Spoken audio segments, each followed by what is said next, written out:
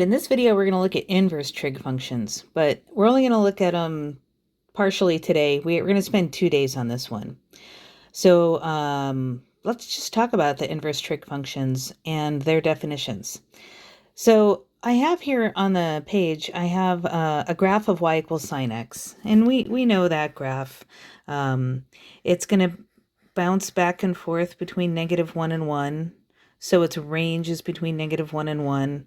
And, you know, the domain is all real numbers. And it's just going up and down and up and down and up and down. So it weaves back and forth along the x-axis.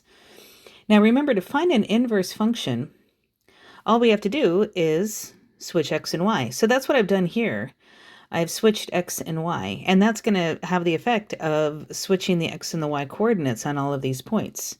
So for instance, this point right here at the origin is going to still be at the origin on x equals sine y. This point right here, which is at pi over 2, 1, it's going to go to 1 pi over 2. And I forgot to label my axes here on the y-axis. And then this point right here at pi 0, we switch the x and the y coordinate, and it's going to be at 0 pi. So it's going to wind up right there. And so on and so on. And so instead of weaving back and forth along the x-axis, we're going to weave back and forth along the y-axis, and it's going to do something like this. Now, some of you are probably already noticing something here. The problem is we no longer have a function. So, what are we going to do about that? What we do is we define only a portion of this graph to actually represent the inverse function. Notice how I wrote this equation here. I wrote it as x equals sine y. I did not use sine inverse, and there's a reason for that. So this right here is this graph. But if I want the inverse function, I'm going to have to only take a portion of this, because right now it does not pass the vertical line test. So which portion do we take? Now, honestly, it's a little arbitrary which portion we take, but it also makes sense which portion we take. If you look at it, we want to take a portion that's going to cover as many different values as possible. So for instance, our domain is going between -1 and 1. So we would like to take a portion of the graph that's still going to go between -1 and 1. And I mean, again, it's kind of arbitrary. I could have taken this portion right up here, and we, back in the day, mathematicians could have defined this portion to only represent the inverse function. It does go from -1 to 1. But instead, the portion that was chosen starts from this point and goes to this point. And it does make sense. I mean, this is a nice symmetrical portion around the origin. It covers 0. It has the smaller values. So it does make sense why they chose this portion. But it was kind of an arbitrary decision why this portion would be chosen. But we chose a portion that still covers the entire domain of this graph right here. And so this is actually going to represent sine inverse. We're going to put all that together in a second. So now if I do the same thing, we know that the cosine graph, we've seen this graph before, and it's going to look like this. Makes the cup. And so when we, so right now the cosine graph goes back and forth along the x-axis. This is going to do the same thing as the sine graph. It's just going to be shifted. So when I switch x and y to have an inverse graph, I'll pick some points. This point right here at 0, 1 is going to be at 1, 0. This point right here at pi over 2, 0 is going to be at 0, pi over 2. This point right here is at pi, -1. So I'm going to go to -1 pi. And that's enough to kind of see the back and forth that this one is going to do. So, oh, actually, let me change it to blue. So here is this graph, but you can see that we're having the same problem that we did with sine, where it's not going to represent a function. Oh, I did it again. Hang on one second. Let me fix this graph and make it better. There we go. That's why it was looking funny. Yay! Much better. So again, we're going to choose a portion of the graph so that it is a function, but we still want to cover the entire domain. We still want to cover everything between -1 and 1. So which portion do you think was chosen? And if you're thinking this portion, you were right.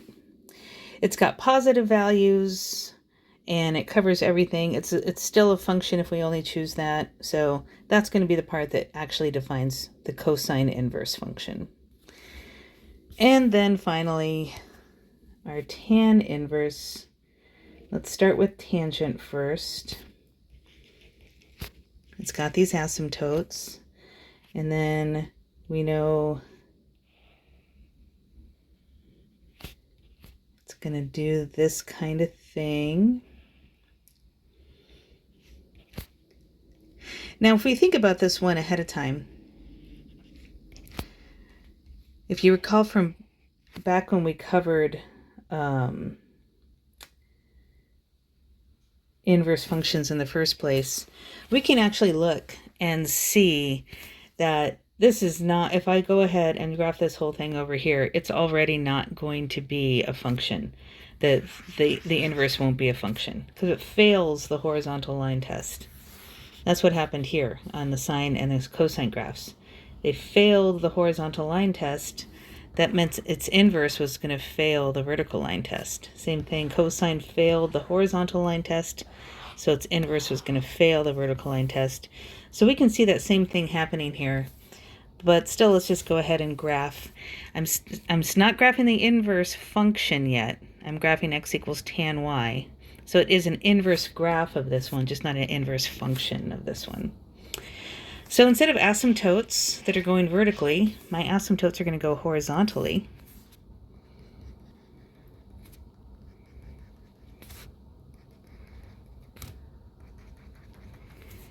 And my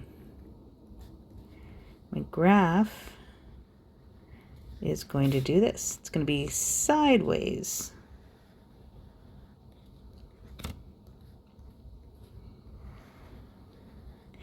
And this one I think is pretty easy to see which portion is chosen to, oh, that's horrible though. Hang on, I should be going through the origin on that. Let's fix this one. Yeah, there we go, much better. All right, so the portion that was chosen to define the inverse tangent is going to be this portion right here. So the whole point of this part was to say why the inverse functions are just a part of the graph. It's so that they are functions still. And so here I have it kind of all summarized. So the sine inverse, noticing now this time I am actually using the sine inverse notation. So y equals sine inverse of x is specifically only this portion of the graph. And when we look at this portion of the graph, we can see the domain and range. The domain is between -1 and 1. That's what's covered on the x-axis, including the endpoints. I got square brackets. The range goes from -π/2 to π/2, again, including the endpoints. Now, this is going to make sense when we look at some examples later on, but think about this range. We're going from -π/2, increasing until we get to π/2. If you think of on the unit circle, -π/2 is down here. As the values increase, we go to 0 and then to +π/2. So these values here in the range are actually in quadrants 1 and 4. We start in quadrant 4, going to quadrant 1. So that's why I wrote it this way. And like I said, it may not make sense right now why I'm pointing this out, but this is going to be important in a moment. The cosine inverse graph, again, if we just choose the portion that makes this a function, it's going to be this portion. Again, the domain is the same as sine inverse. It's from -1 to 1, including the endpoints. The range is going from 0 to pi. So it's a different range than sine inverse. And again, starting at 0 on the unit circle, increasing to pi, if we start at 0 and increase till we get to pi, that's going from quadrant 1 to quadrant 2 on the unit circle. And then tan inverse, excuse me, tan inverse is just one of little squiggles. And so if you focus on this, you can see the domain is all real numbers. But the range goes from -pi/2 to pi/2, not including the endpoints. Those are asymptotes. So that's why I'm using parentheses this time. But similarly to sine inverse, if I still look at going from -pi/2 increasing to pi/2 on the unit circle, starting at -pi/2, increasing until we get to pi/2, it is starting in quadrant 4, going to quadrant 1. So this is a nice little summary of everything and something to keep in mind. Very important, actually, that you have this memorized. So it's very easy to memorize it, though, if you think of the picture of the graph. You can always go back and think about where these graphs came from, thinking about the work that we did here at the beginning to decide which portion to define. So if you ever forget it, you can always quickly just sketch some graphs to get the graph and then see your domain and range. So, and then a final little note about notation before we get into some examples. You've probably seen this notation, the sine inverse, cosine inverse, tan inverse, but there's another way to say it. It's equivalent. There is nothing different. You can say arc sine x, arc cosine x, arc tan x, and they mean exactly the same thing. Like I said, there's absolutely no difference between what these two mean. It's just two different ways of writing the same thing. So you'll get familiar with that. All right, now before I continue, I actually want to show you on Desmos just something really quickly. So here we are in Desmos, and you can see these three functions off to the left. So I have y equals sine x equals sine y, and y equals sine inverse x. And those are the exact same functions we just looked at. So if I show y equals sine x, there's the, going back and forth along the x-axis. That's what we're used to. If I graph x equals sine y, you can see it's doing the entire graph, even though it's not a function. And that's okay. I mean, we can have a graph that's not a function. It's just not a function. But as soon as I write it as y equals sine inverse x, it only graphs the portion that makes it a function. So I just wanted you to see there is a defined standard difference. It's not just something we make up in class. This is a widely accepted standard that the sine inverse of x is just specifically that portion of x equals sine y. Okay, back to the notes. Okay, so let's just work with these now. So if I wanted to use a calculator, which we can, there's really nothing special to it. Now, the only thing that you have to keep in mind is this. If I say arc sine of 3/4, a way to think about inverse trig functions is this. Always think about this. Arc sine of 3/4 means the angle whose sine is 3/4. This entire expression represents an angle. So when you go to your calculator, so arc sine of 3/4, let me go and open my calculator. Now I don't have an arc sine button, but I do have a sine inverse button, and most calculators are the same way. If you look above your sine button, you'll usually see the sine inverse button there. So I have to hit second sine inverse of 3/4. And I get this answer. But what is that answer telling me? And this is the only trick with using the calculator. Remember, that represents an angle. Is that in radians or degrees? Now, looking at that particular number, I'm going to guess it's degrees. It kind of has that look. But you have to go with whatever mode your calculator is in. Whatever mode your calculator is in, that's the answer it's going to give you. So right now you can see that my calculator is in degree mode. That is why that answer is in degrees. But if I change the mode to radians and then enter the same exact expression, you see it's giving me a totally different looking answer. It's an equivalent answer, but now my answer is in radians. So depending on what mode your calculator is in, that is the answer it's going to give you. So for your homework tonight, everything's in radians. The book doesn't actually specify it, but just put all your answer in radians to make it match the back of the book. I'll always make sure to specify so you guys know. But I want you to get used to calculus, and calculus is always done in radians. So the sine inverse of 3/4 is about 0.848. And put that over here. So it's about 0.848. And again, that's in radians. Because the calculator was in radian mode.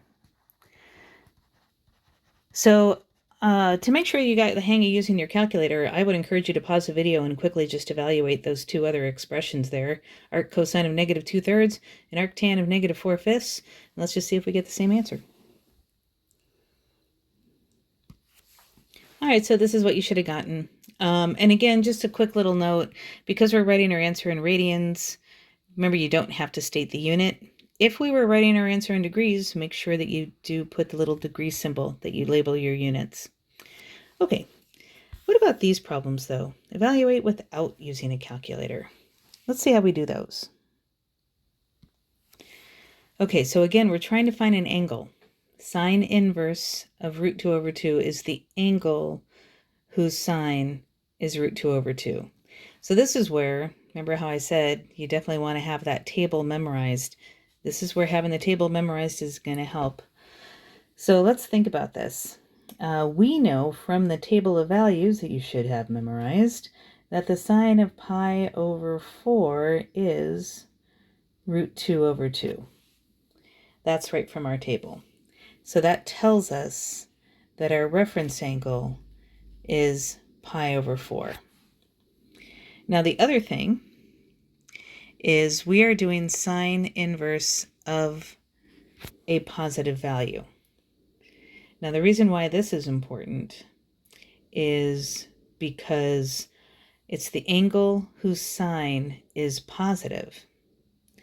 Remember when in the beginning when I told you about the unit circle, the range of sine inverse goes from quadrant 4 to quadrant 1. Sine is positive in quadrant 1 and negative in quadrant 4.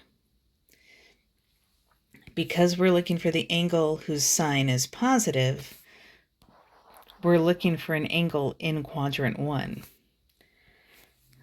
So this implies that we're looking for quadrant 1. So in quadrant 1, if your reference angle is pi/4, then your actual angle is also pi/4, and there's our answer. So it's important that you think about what the reference angle is, and you can get that from the table of values that you should have memorized. And then you also know which quadrant you're in, which you get from the range of the function and the sine. And that will tell you what your answer is. And again, remember when you're in quadrant 1 with a reference angle of pi/4, just to remind ourselves what that looks like because it's been a while. I'm just going to put a quick little sketch of quadrant 1. So here's my angle in standard position. This also happens to be the same thing as the reference angle. Remember, reference angles always are the acute angle measured to the x-axis. So in quadrant 1, your reference angle is also the angle. So that's how you do it. You want to think about what your reference angle is, which quadrant you're in, to determine the answer. So let's do another one. Okay, so now let's think about this guy. The angle whose cosine is root 3 over 2. Again, going to the table, root 3 over 2, that is pi over 6. The cosine of pi over 6 is root 3 over 2. So that tells us that our reference angle is pi over 6. We are doing cosine inverse of a positive. And again, thinking about that unit circle, the range for cosine inverse went from 0 to pi. Cosine's positive in quadrant 1 and negative in quadrant 2. We want to be positive. So again, this is a quadrant 1 answer. So if my reference angle is pi over 6 in quadrant 1, the angle is also pi over 6. Okay, let's try another one. Let's try C. Okay, tangent -1. Let's just think about positive 1 first of all. And again, going to the table, which hopefully you've got memorized. I don't know how many times I can say that. But the tangent of pi over 4 is 1. So this implies that my reference angle is going to be pi over 4. But we are doing tan inverse of a negative this time. Now again, let's think about our unit circle and the range. For tan inverse, the range is between negative pi over 2 to pi over 2. Tangent's positive in quadrant 1, but negative in quadrant 2 or 4. I'm in quadrant 4 this time. So this is a quadrant 4 answer. Now the other thing we have to be careful about is this. So if my reference angle is pi over 4, and I want to be in quadrant 4, what is the actual angle in standard position? And here's where you got to be careful. So here I am in quadrant 4. So here's this angle. Here's my reference angle, which is pi over 4. But it's going to be a little different than what we did last semester, only that I don't want to go in the positive direction. If I go in the positive direction, I'm not in the range of arctan. Arctan went from negative pi over 4 to positive pi over 4. It's got to be in here. So instead of going in the positive direction, we're going to go in the negative direction for our angle and say negative pi over 4. And actually, I probably shouldn't have an equal sign there because it's not equal to pi over 4. But that's going to be my angle right there. Oh, too small. Hang on. So my reference angle is pi over 4, but my angle is negative pi over 4. And that's because I want to be in the range of tangent. Remember, the range was between negative pi over 2 and pi over 2. The value of theta has to be in between those two values. I have to go in the negative direction. So this is negative pi over 4. When you're in quadrant 1, it's straightforward, but when you're not in quadrant 1, you just have to think about it. Okay, so there's those. I want you guys to go ahead and try these 3. And you do them just the same way, and then pause the video. We'll try it ourselves, or we'll come back and try it together. All right, here's what you should have gotten for these problems. And again, all the work is right there. The first one was a little tricky. We hadn't looked at one of those, the quadrantals. But again, from your table, you should recognize that the sine of pi over 2 is 1.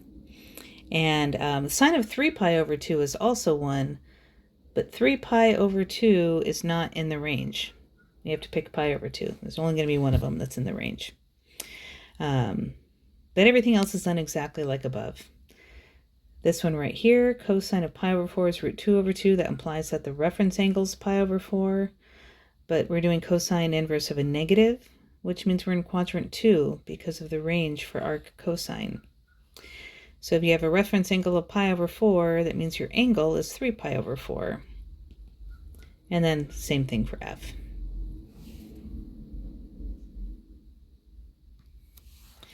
All right, so believe it or not, that's going to be the end of this lesson. That gets you ready for the homework. And then we'll finish up inverse trig functions on the next video.